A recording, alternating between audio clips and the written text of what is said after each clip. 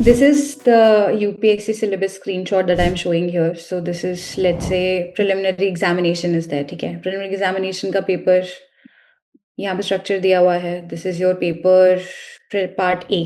ठीक है? अब इसमें लिखा हुआ है, it's written there, current events of national and international importance. And somebody who's preparing for this exam for the first time, if you're planning to give the examination in 2028, the biggest question is that how do you decipher? What is the current event? Like you get a newspaper of X number of pages and you get like news every day of 300 like PIB updates in probably a week. Every day you have like 35 to 40 news that's coming from the PIB. And if you're preparing, you might have known that the 2026 paper had a lot of PIB hits, right? So static has reduced, current affairs is increased. But where do you even put that current affairs? Like, because it's not given here. Economic and social development. What is economic and social development, right? So here what happens is that you start thinking from a direction that how do I even like decipher it?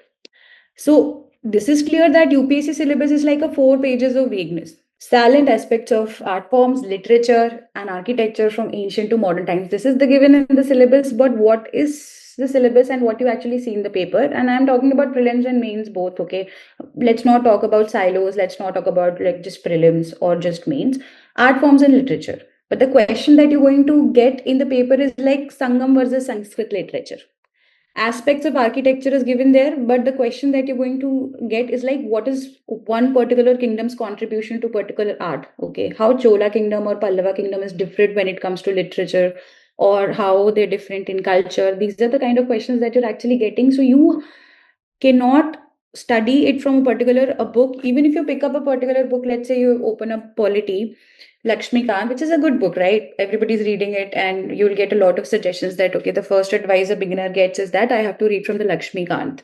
But which chapter is important? How do you even understand the dimensions? That book is not going to tell you. Whatever is added or whatever the questions will be asked next year will be added in that book, and then you will feel that okay, everything is covered. But how much time you're supposed to give, that never will be clear. And after giving probably 2 or 3 attempts, you realize that okay, like I've wasted so much time and I should have studied this topic more, or this topic like with lesser depth.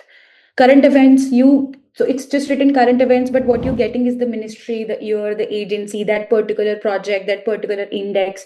So there is like a, you cannot just rely on the syllabus, and you cannot even rely on the compilations of the standard books, because they do not give you topics from which the most important themes are coming, right?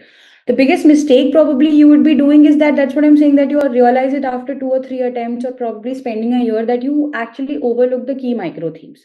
Syllabus is divided into key micro themes. Now I'll explain. Just see this question, okay? So this is a question, how do you even understand a micro theme? Is that this is a question from 2012. The question is, the Nagara, the Dravida, and the Vesara are the what? The 3 main racial groups of the Indian subcontinent, 3 main linguistic divisions into which the languages of India can be classified, etc., etc. So they have asked about the Nagara, Dravida, and Vesara. This is a question from 2026 examination UPSC prelim. Which of the following temples have Nagara style Shikhara? And they have given you 4 options. One thing is clear, that no syllabus is going to tell you, no book is particularly going to tell you that this kind of these terms that you have to remember, and your one pager should have this. The micro theme match is here, that this is actually architecture X temple, that architecture style, and the temples are being asked. It was asked in 2012, it was asked in 2014, 2019, and again in 2026. Okay. Another question, let's say, so there is a question in 2010, which one of the following can one come across if one travels through the Strait of Malacca? Which one of the following can one come across if one is traveling through the Strait of Malacca? Now, whether Strait of Malacca is very important, like will you read more about it? Will you read about Bali? Will you read about Java? Will you read about Brunei or Singapore for that matter? What would you read if you see this PYQ? How do you even decipher that this is an important part? This is a 2026 question, and I'm taking the current questions only so that you understand what is the point. Ships from which of the following countries have to cross the Strait of Hormuz to reach out to the Indian Ocean? Bahrain, Syria, Qatar, Egypt. These were the options, and then there was a question. Theme क्या है? The theme is world geography, seas, straits, oceans, which countries are where located, how does it connect, where to pass. But for this, if you do not understand PYQs and you do not have a PYQ based system, you do not obey exam logic, you do not understand the key micro themes, you will not be able to do it. The problem with beginners is that they don't know how to even decipher it. If you want to decipher, where do you even start? And I'm telling you, this is where exactly all the marks are sitting. This is polity and constitution. You have 226 questions coming from polity and constitution itself. All right. You look at science and technology, you will see that more than 200 questions have been asked. Environment and ecology, 314 questions. And this is a complete heat map till 2026. Okay. There are 183 micro themes. This is all 183 micro themes that you have in the syllabus. Not that syllabus. This is these 183 micro themes is exactly your syllabus that you have to do. This is a micro view of your syllabus. So you have these polity, geography, economics. These are the major subjects, and these are the prelims count and mains count. There you can see these are the micro themes here. So for under polity, let's say there are 45 micro themes. Okay, these and 106 questions have been asked. 295 probably questions have been asked.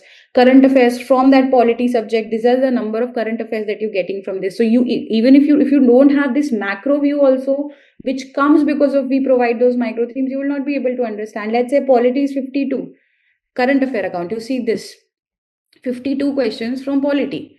Now you also understand from this that okay, from polity there is a huge amount of current affairs that is being asked and integration is higher. Economics you see 45 questions, and here IR you see you IR's 14 themes are there, only 14 themes are there, for which 52 questions have been asked in the current affairs. For science and technology, 33 three themes are there, 52 questions from current affairs. So even to for study a subject, how much time do you have to give for current affairs, how much time do you give for the static is something that should be able through the micro themes from the PYQ. And the second most, even if you understand that I have to do these micro themes, what you would not understand that how do you cover and how in how much depth you have to do. For example, let's say I'm just showing you that this is subject polity. Polity F, fundamental rights and fundamental duties is like probably like a micro theme. These are the questions. Now, how do you even understand the dimension? There are multiple dimensions from which the questions are being asked. Right? If you do not know those dimensions, probably no matter how much you study, you will not be able to understand the depth only. You will not be able to make notes. For example, let's say they're asking articles level 1. This is where a particular article is placed, and you need to have a factual recall. If you understand that I'm reading fundamental rights, so I need to remember the article, but that probably not might be applicable to every type of theme. Every micro theme might not have the similar dimensions. Maybe the factual recall is different, maybe the understanding recall is different. Here what happens is that your mentor will explain it to you that what kind of dimensions and what kind of nitty-gritties that you have to go through when you're preparing. Beginner level पे ये चीजें करना बहुत मुश्किल होता है. That is why we provide that understanding that you have to do it from this perspective, that dimensions that have to come from a particular micro themes flow like that.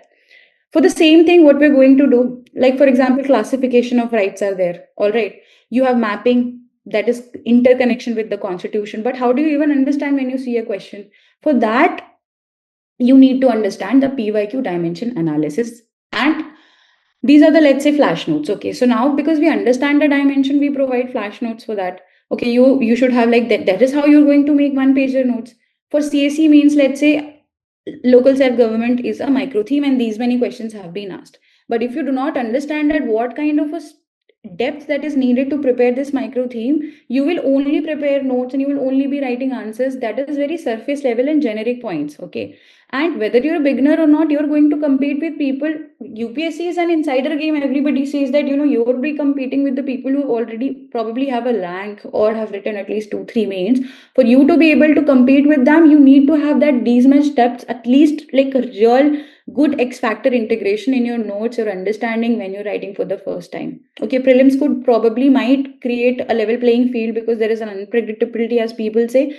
But at the end of the day, you're going to get the rank because of your mains only. So here you have to focus the dimension, the note making, everything has to come from the PYQ based. And if you download the PYQ, even if you download the micro themes we probably provide, since you don't know how to even decipher it, you would not be able to do it. Okay. Tomorrow we are going to have a webinar at 5 p.m. and this is exactly what we are going to talk about, that how do you understand that what exactly is a micro theme, how much depth do you have to go, and I will decipher all the micro themes for the prelims and mains examination, that by the end of the session you will have at least 80% clarity, that once I open that booklet, okay, which I feel is like non-negotiable for your preparation, you will be able to extract those dimensions for all the subjects. We'll see you at 5 p.m. To register for the same is given in the description, and in the comments also you can ask, or you can do it from the website as well. See you tomorrow at 5 p.m. Thank you so much.